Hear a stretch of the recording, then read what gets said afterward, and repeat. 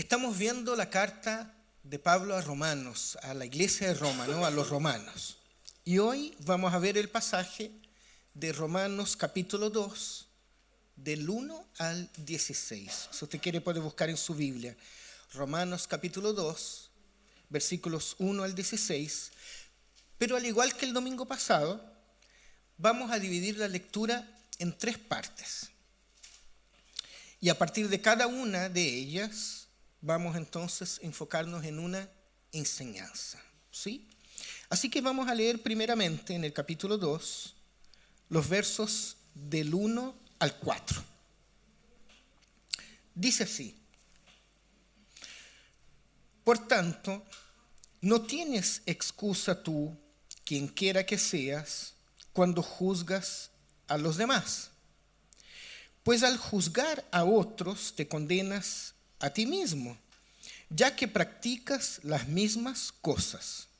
Ahora bien, sabemos que el juicio de Dios contra los que practican tales cosas se basa en la verdad.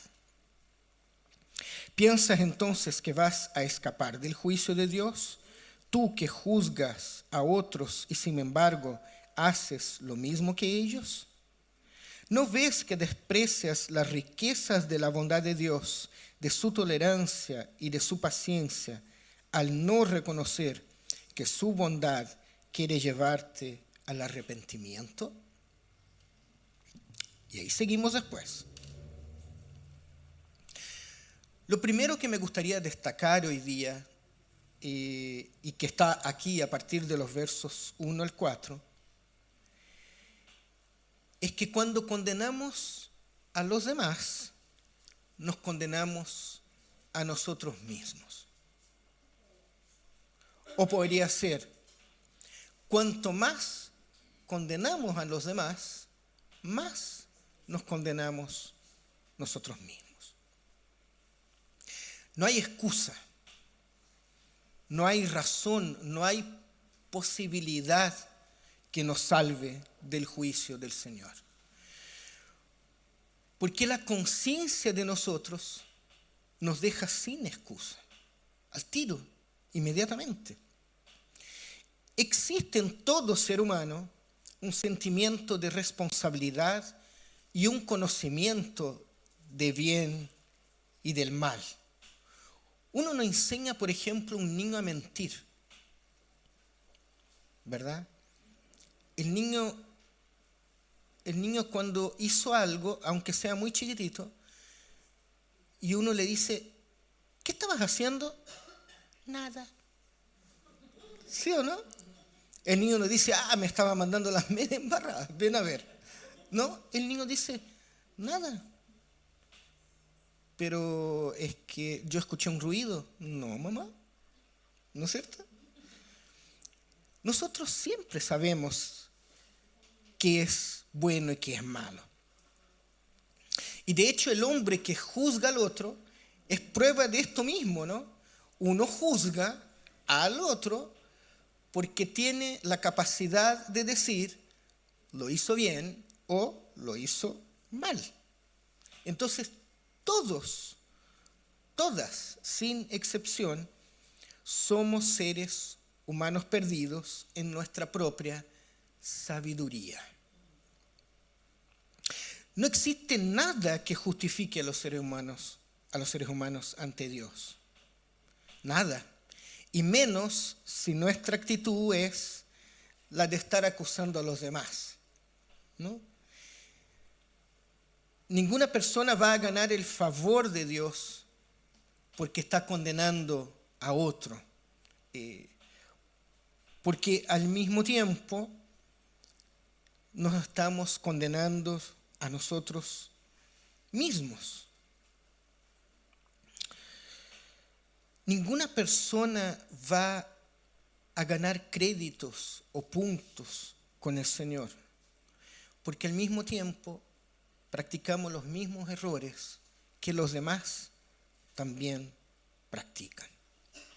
Dios no imparte perdón a una persona porque ella hace halago de su salvación. Porque ella dice, mira, yo no lo hice. Ella sí. ¿Se fijan? El Señor no aplaude el que dice, tampoco aplaude el que dice, ya Señor, sí, yo soy culpable. Pero ¿y el otro? ¿Viste lo que hizo él? Fue peor de lo que hice yo, ¿no?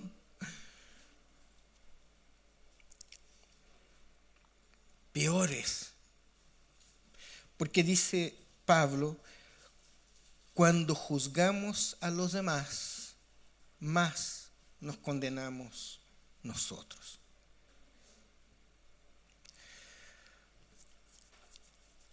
Ninguno de nosotros está excluido, ninguno está disculpado por quien es. Al contrario, cuanto más tratamos de explicarnos, más nos enlodamos en nuestra propia miseria. Muchas veces nosotros vemos la necedad de los demás, como si de esa manera pudiéramos ignorar nuestra propia necedad, ¿no? Parece que como el que hizo él es peor de lo que hice yo, entonces lo que hice yo no es tan malo. Malo es él, ¿verdad? Vemos, pensando en lo de ayer aquí de las mujeres, vemos el pozo de los demás, porque parece que de esa manera nuestro pozo no es tan profundo, ¿no? Y no nos damos cuenta que cada vez que actuamos así, estamos amontonando juicio para nosotros mismos. Y seguimos, como dice el verso 4, despreciando la bondad de Dios, su tolerancia y su paciencia. Luchamos contra el amor de Dios, al invés de reconocer que su bondad lo que quiere es llevarnos al arrepentimiento. Queridos, queridas, el juicio de Dios es inevitable y alcanza a todos. Todos estamos perdidos y todos hemos sido condenados. Pero por lo mismo y con la misma fuerza, todos también hemos sido alcanzados por el perdón y la misericordia de Dios. La pregunta que nosotros debiéramos hacer es, ¿qué hacemos con ese perdón? ¿Qué hacemos delante de la gracia de Dios? Sigamos con la lectura, verso 5. Voy a leer acá. 5 al 11. Pero por tu obstinación y por tu corazón sin arrepentimiento, sigues acumulando castigo contra ti mismo para el día de la ira, cuando Dios revelará su justo juicio. Porque Dios pagará a cada uno según lo que merezcan sus obras. Él dará vida eterna a los que, perseverando en las buenas obras, buscan gloria, honor e inmortalidad. Pero los que por egoísmo rechazan la verdad para aferrarse a la maldad, recibirán ira y enojo de Dios. Habrá sufrimiento y angustia para todos los que hacen el mal, los judíos primeramente y también los que no son judíos, pero gloria, honor y paz para todos los que hacen el bien, los judíos primeramente y también los que no son judíos, porque con Dios no hay favoritismos. Lo segundo que vamos a destacar es que debemos tomar con seriedad nuestra pecaminosidad y sus consecuencias. el corazón endurecido va acumulando maldad contra sí mismo. Y llegará el día en que Dios nos juzgará, sin importar cómo o con qué nos presentemos delante de Él. Porque miren, ¿cómo se produce la justicia en el hombre? ¿Cómo se produce la justicia que llega a la salvación en el ser humano? La justicia se produce por medio de la revelación divina, ¿cierto? Y por medio de su propia voluntad, la voluntad de Dios de redimirnos. Pero el pecador seguirá siendo pecador. Entonces, si hay justicia, es por misericordia de Dios, no es por otra cosa. Cada uno va a ser medido según su propia medida y recibirá según la rectitud de su corazón. Pero no se trata de que hagamos buenas obras para mostrarlas a Dios.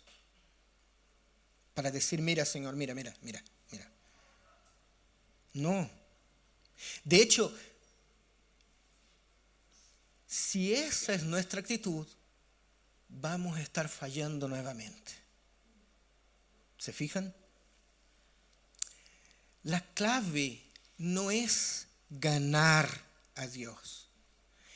La clave es que nos dejemos ser transformados por Dios por medio de la fe en Cristo. Y entonces, esto sí es diferente. A partir de eso, las buenas obras entonces serán la manifestación, la evidencia de la fe de Cristo en nuestras vidas. Pero ¿se fijan que hay una diferencia? No es que salgamos de acá y nos inscribamos en todas las fundaciones y empecemos a dar una platita para todas las fundaciones, porque, Señor, mire, Hogar de Cristo, Coaniquén, ¿verdad? Porque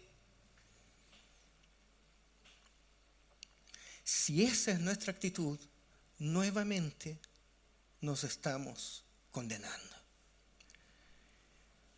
La clave es ser transformados por Dios y vivir la vida entonces en gratitud por lo que Él ha hecho en nosotros.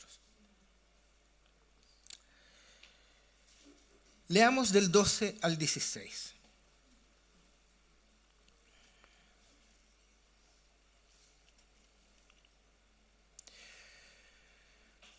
Todos los que han pecado sin conocer la ley, también perecerán sin la ley. Y todos los que han pecado conociendo la ley, por la ley serán juzgados. ¿Ok? Porque Dios no considera justos a los que oyen la ley, sino a los que la cumplen. De hecho, cuando los no judíos, cuando los no judíos que no tienen la ley, cumplen por naturaleza lo que la ley exige, entonces ellos son ley para sí mismos, aunque no tengan la ley. Estos muestran que llevan escrito en el corazón lo que la ley exige, como lo atestigua su conciencia, pues sus propios pensamientos algunas veces los acusan y otras veces los excusan. Así sucederá el día en que por medio de Jesucristo, porque solo Él puede juzgar, Dios juzgará los secretos de toda persona, como lo declara mi evangelio. Mi evangelio, sabemos que Pablo dice, yo predico el evangelio que es de Cristo, ¿no? Interesante. Muy interesante. El Señor va a juzgar a todos, a los que no conocen y también a los que no lo conocen. Y si juzga bien a algunos y mal a otros. Pero la tercera enseñanza de hoy es esta. No es cuestión de religiones, sino de hacer el bien. Fíjense, los hombres que conocen a Dios y los que no lo conocen serán juzgados de igual manera. Pablo aquí compara judíos y gentiles, afirmando que los gentiles, ¿verdad?, los que no son creyentes, los que no son judíos, los gentiles que no conocen a la Torá, ¿qué es la Torá? La ley judía, serán condenados aparte de la Torá. ¿Por qué Dios no los va a considerar a los gentiles responsables de una ley que ellos no recibieron o no conocen? No tendría sentido pedir a una persona que no conoce la Torá que responda según la Torá. Pero por otro lado, todos los judíos que han pecado conociendo a la Torá también se perderán. Porque Dios no considera justos a los que oyen la ley, sino a los que la cumplen, la practican. Nosotros hoy igual. Nosotros no seremos considerados justos por Dios por leer o escuchar la Biblia, pero sí por obedecerla. ¿Y qué es obedecer a Dios? Amar a Dios por sobre todas las cosas y al prójimo como a nosotros mismos, ¿no? Eso es lo que va a ser juzgado. Porque los no creyentes también pueden temer a Dios, fíjense, y también pueden ser elegidos por Dios. Porque Dios ve corazones y obviamente no los va a juzgar a partir de su ignorancia. Si una persona es ignorante de la cruz, Dios no le va a preguntar, a ver, ¿y por qué no aceptaste a Cristo? ¿No es cierto? ¿Cómo le va a preguntar si la persona ignora, no conoce la cruz? Pero sí, lo contrario, aún en nuestro estado natural, hemos decidido hacer el bien o hacer el mal. Y eso sí será juzgado. Porque la palabra dice que Dios juzgará lo oculto de los hombres. Dios juzgará en cada uno de nosotros cosas que solo Él ve. Por eso no deberíamos juzgar a nadie. Porque en realidad cada uno de nosotros será juzgado con una medida diferente. Y es solo Dios quien conoce los corazones. Porque con nuestro juicio corremos el riesgo de dejar afuera a quienes estarán adentro. O de pensar que estarán adentro quienes estarán afuera. Lo peor de todo, si nos acostumbramos a pensar así, juzgando todo el tiempo a los demás, lo más probable es que nosotros nos quedaremos afuera.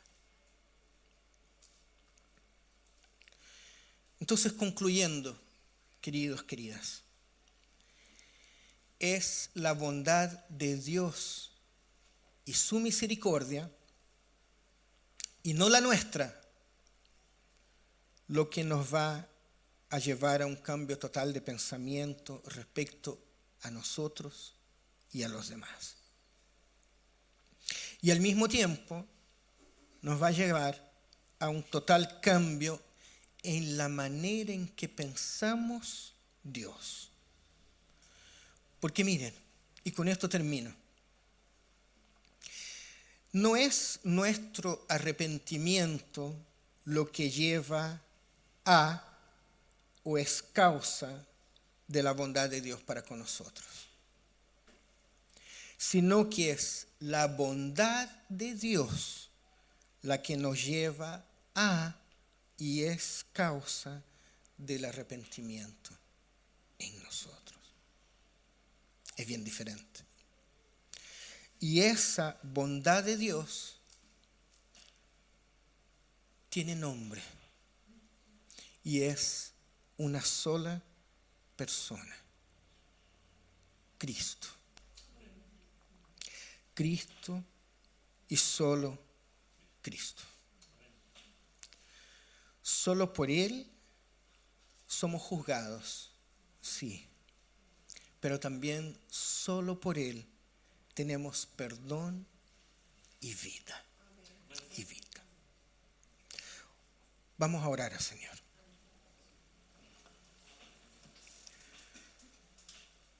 Bondadoso Dios y Padre Celestial, qué tremenda es tu palabra, Señor.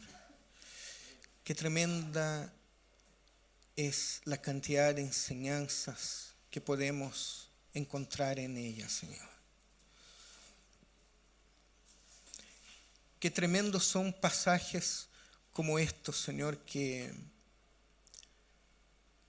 nos recuerdan nuestra humanidad, pero que al mismo tiempo nos hablan de tu amor hacia nosotros, Señor.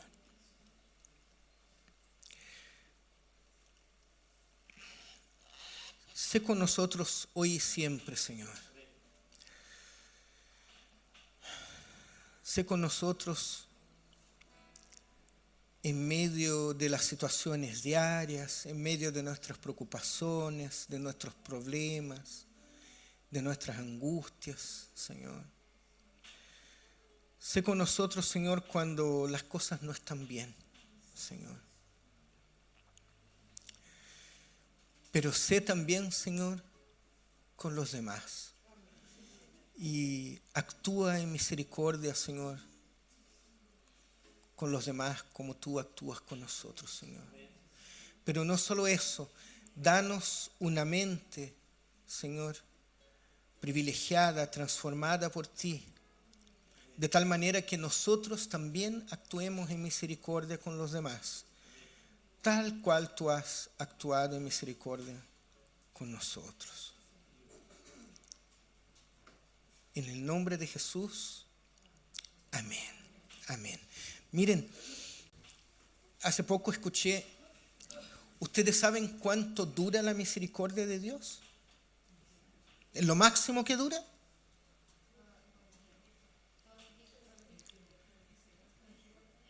Un día. Es todo lo que dura. Porque todos los días se renueva, ¿verdad?